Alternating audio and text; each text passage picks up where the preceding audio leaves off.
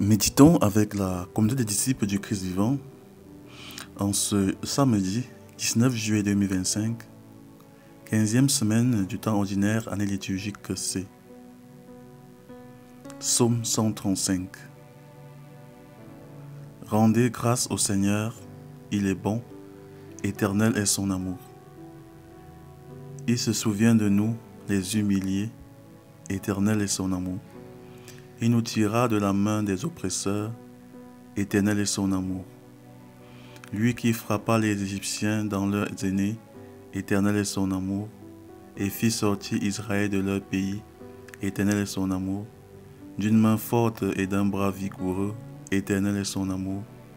Lui qui fendit la mer Rouge en deux parts, éternel est son amour, et fit passer Israël en son milieu, éternel est son amour. Y rejetant Pharaon et ses armées, éternel est son amour. Parole du Seigneur.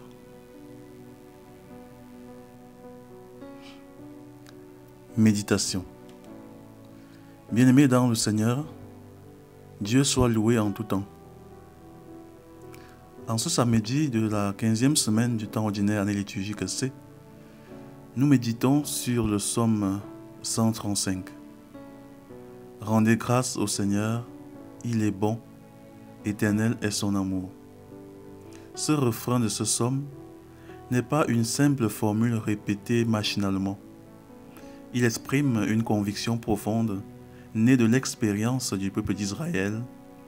Dieu est bon et sa bonté ne se dément jamais. Cette bonté n'est pas théorique ni abstraite. Elle se manifeste par des gestes concrets. Dieu s'est souvenu de ceux que l'on avait humiliés. Il est intervenu dans l'histoire pour sauver, délivrer, relever. Il a conduit son peuple hors de l'esclavage, comme nous le montre la première lecture, ouvert la mer pour le faire passer, renverser les puissants. Le Dieu de la Bible n'est pas indifférent.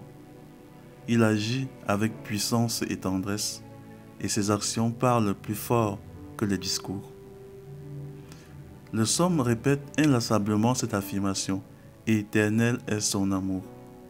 Cela peut paraître redondant, mais cette insistance dit quelque chose de fondamental. Dieu n'arrête jamais d'aimer. Son amour est stable, sûr, fidèle, même quand son peuple est infidèle. À travers les siècles, malgré les chutes et les trahisons, Dieu reste engagé, toujours prêt à recommencer. À l'opposé, nos amours humains sont souvent marqués par la fragilité et la variabilité. Nous aimons souvent par intérêt, par besoin ou selon les circonstances. Il suffit parfois d'un malentendu, d'une déception ou de la fatigue pour que l'amour vacille. Combien d'amitiés ou d'unions sont rompues parce que l'amour n'a pas résisté à l'épreuve du temps ou du pardon. Ce contraste nous interroge. Et si nous apprenions à aimer à l'image de Dieu? Ce psaume n'est pas seulement un chant de louange, c'est aussi un appel à la transformation intérieure. Si Dieu aime d'un amour éternel, alors il nous invite, nous aussi, à entrer dans cette logique d'amour durable. Il nous montre la voie. Son amour devient un modèle, une source, un défi. Oser aimer comme lui. Cela suppose de sortir de l'égoïsme, de dépasser l'émotion passagère, de choisir l'autre chaque jour, même quand c'est difficile. Cela signifie aussi que l'amour n'est pas seulement un sentiment, c'est un engagement profond, une fidélité à l'autre, une décision renouvelée dans la prière et dans les actes. Aimer comme Dieu, c'est aussi persévérer dans l'amour quand l'autre ne répond pas comme on le voudrait, quand l'on traverse le désert de l'incompréhension ou de la solitude. Pour que notre amour humain devienne plus solide, plus fidèle, plus proche de celui de Dieu, il doit se nourrir de deux piliers essentiels.